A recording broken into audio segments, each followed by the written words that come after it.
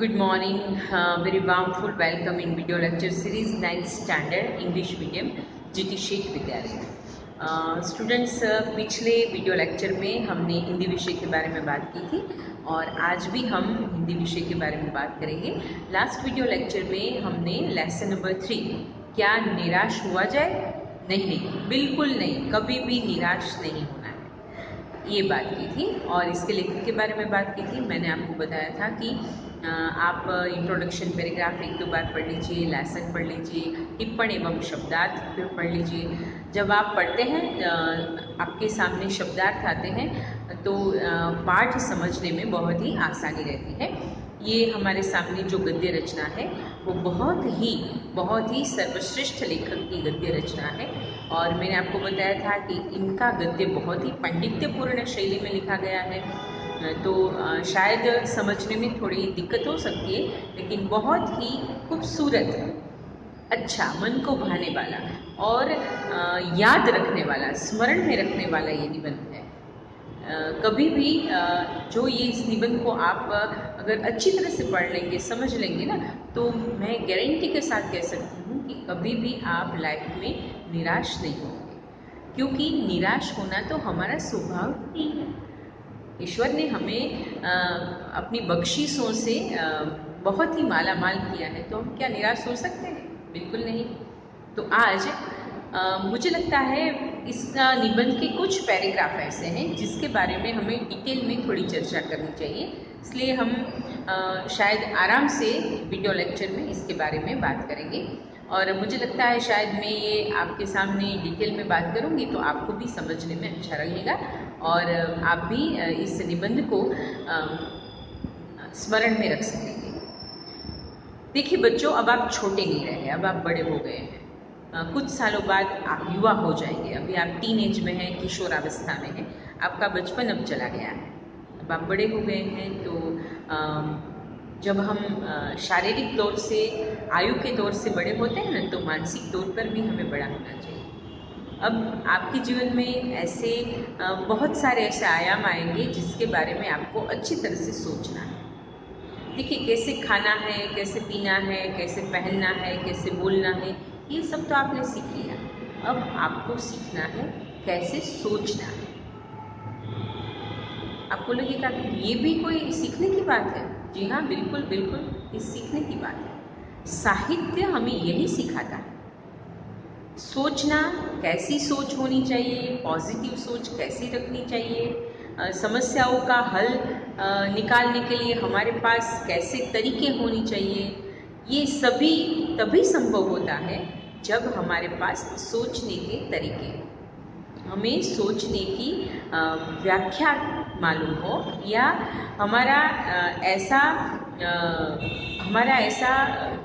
गुणों के साथ उछेर होना चाहिए, ऐसा विकास होना चाहिए कि हमें सोचने की प्रक्रिया के बारे में भी पता चले। तो सोचने की प्रक्रिया के बारे में सीखना बहुत आवश्यक है। ये भी साइंटिफिक तरीका है कि आप कैसे सोचते हैं।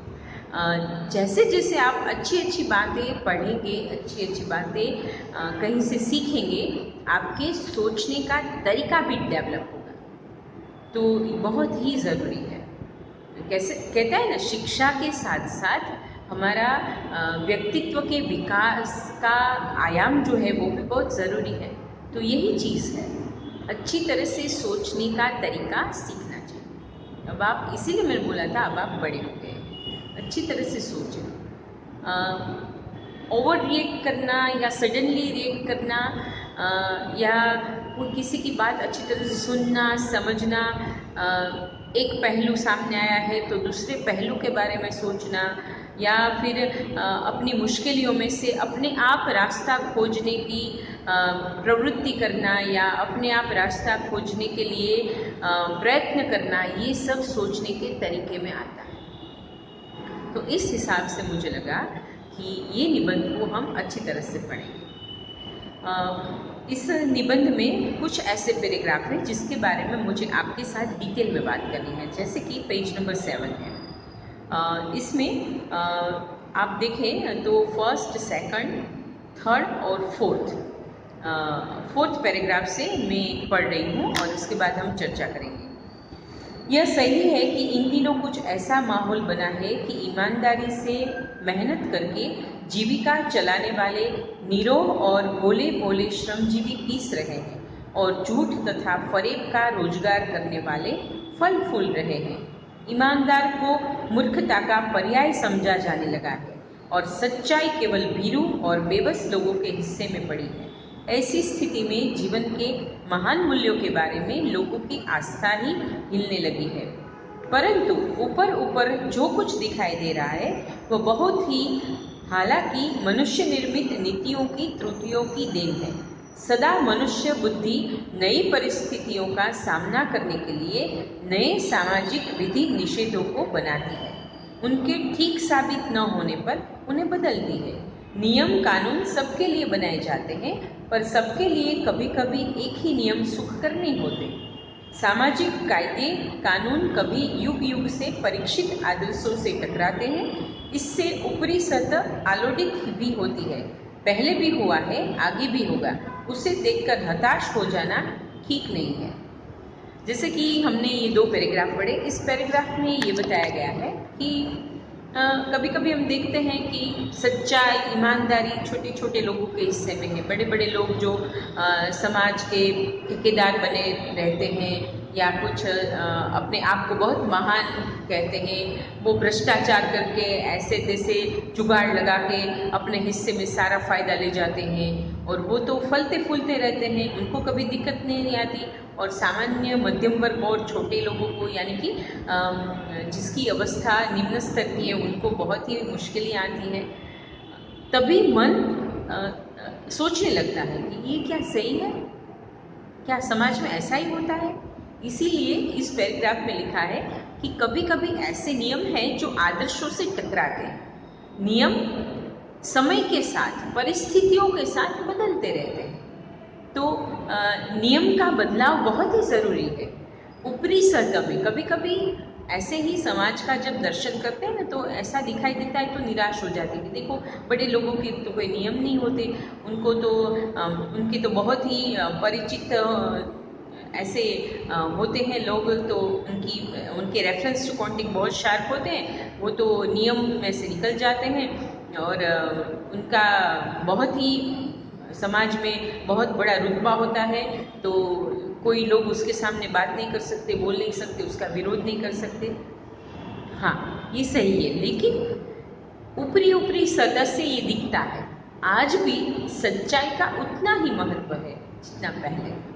आज भी सत्य सत्य है, चालाकी चालाकी है।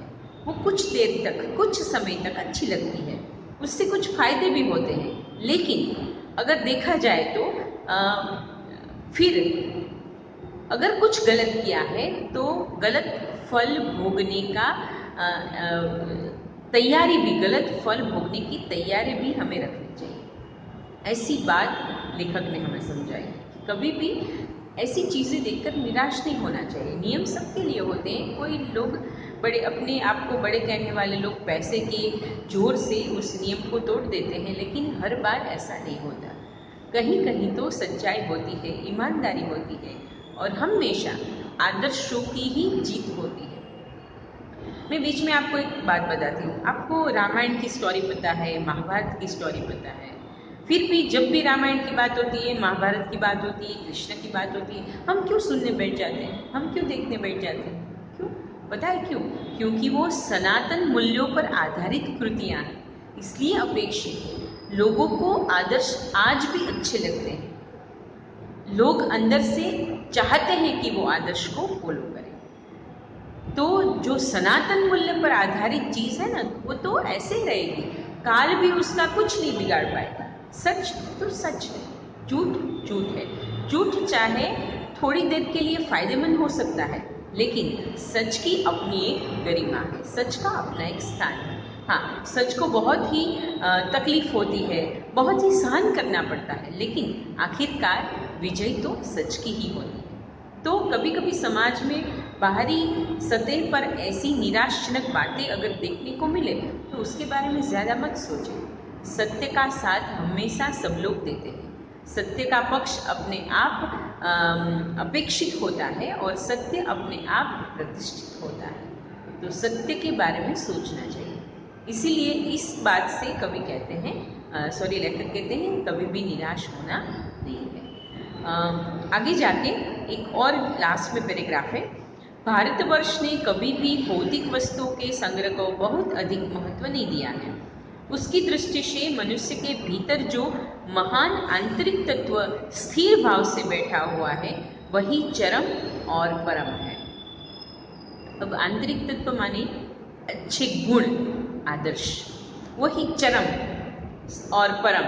परम यानी हॉली, पवित्र, और चरम यानी श्रेष्ठ। तो भारत का समाज का जो भीतरी ढांचा है ना, वो आदर्शों पर टिका हुआ है। छोटे लोग हो या मध्यम लोग हो या बड़े लोग हो, अभी भी उनके हृदय में आदर्शों की महानता के बहुत सारे ऐसे पर्याप्त विचार हैं जिससे भारत आंतरिक रूप से बंधा हुआ है आदर्शों से, आदर्शों पर टिका हुआ है। और भारतवर्ष की एक विशेषता है कि वो बाहरी चीज़ों पर ज़्यादा ध्यान नहीं देता। अचीवमेंट्स मीन्स ऐसी बहुत सारी सुविधाओं पर भारतवर्ष टिका हुआ नहीं है। हमने सुविधा को सुविधा के हिसाब से लेना है, वो जीवन का अंतिम लक्ष्य या अंतिम सत्य नहीं है। हमारी जो इंडियन फिलॉसफी है उसका बेस भी यही है कि भौतिक सुख समृद्धि पर आकलन नहीं करना चाहिए। अपने आप का आकलन या कि अपने आप का जो तटस्थ भाव से अपनी जो गरिमा दिखानी है वो आदर्शों पर टिकी हुई गरिमा है, वो अच्छे तौर तरीकों पर टिकी हुई गरिमा है, वो अच्छी सोच है, अच्छे आदर्श है जिसे हमें फॉलो करना है और हम फॉलो करते आए हैं। ये हमारी आंतरिक समृद्धि है, ऐसा यहाँ पे लेखक को कहना है। तो भारत कभी भी भौतिक समृद्धि का देश नहीं हुआ। उनके भारत की लोगों की जनमानस की जो आंतरिक चेतना है उसका बड़ा ही प्रभाव है, बड़ा ही महत्व है। इसीलिए आज दुनिया के देश हमारे योग को अपना रहे हैं।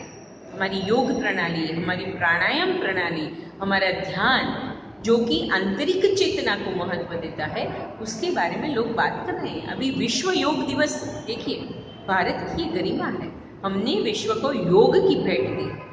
हमने विश्व को ये समझाया है कि बाहरी तौर तरीके से अगर शांति नहीं मिलती तो अंदर की ऊर्जा का उपयोग अपने सुख के लिए करना चाहिए, अपनी सेटिस्फेक्शन के लिए करना चाहिए, अपनी आंतरिक शक्ति को उजागर करने के लिए योग करना चाहिए। तो यही भारत की फ्लेवर है, यही भारत की पहचान है।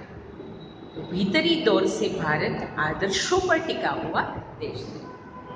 इस वीडियो लेक्चर में आज हम इतनी ही बात करेंगे। नेक्स्ट वीडियो लेक्चर में फिर पेज नंबर 8 पर कुछ ऐसे पैराग्राफ है जिसको अच्छी तरीके से मुझे आपको समझाने हैं। तो आज मैं आपको हिंदी का ये होमवर्क देती हूँ। आज का होमवर्क पढ़ने का होमवर्क है, लिखने का नहीं है। आज फिर से आपको पेज नंबर 7 के जो पैराग्राफ लिखे हैं ना, वो 2 बार पढ़ने हैं और समझने हैं। और आज मैंने जो समझाया है जिस वीडियो लेक्चर के माध्यम से, उस पैराग्राफ को 2-3 बार पढ़ना है। और आज से हम सीख रहे हैं कि कैसे सोचना है। हमने खाना पीना, बैठना, उठना, बोलना ये सब सीख लिया है। सोचने का तरीका सीख रहे हैं और अच्छे नागरिक बनना है। अच्छे नागरिक, भारत के अच्छे नागरिक बनना है और अच्छे आदर्शों पर चलने वाला आदर्श इंसान बनना है। तो इस बोध के साथ आज मैं अपना ये वीडियो लेक्चर समाप्त करती हूँ। फिर मिलेंगे इसी लेसन के अगले पैराग्राफ के साथ। तब तक के लिए अपने आप की सुरक्षा रखिए, अच्छा पढ़िए, अच्छा सोचिए और फिर हम मिलेंगे दूसरे वीडियो लेक्चर में। Till then good bye, have a nice day. धन्यवाद।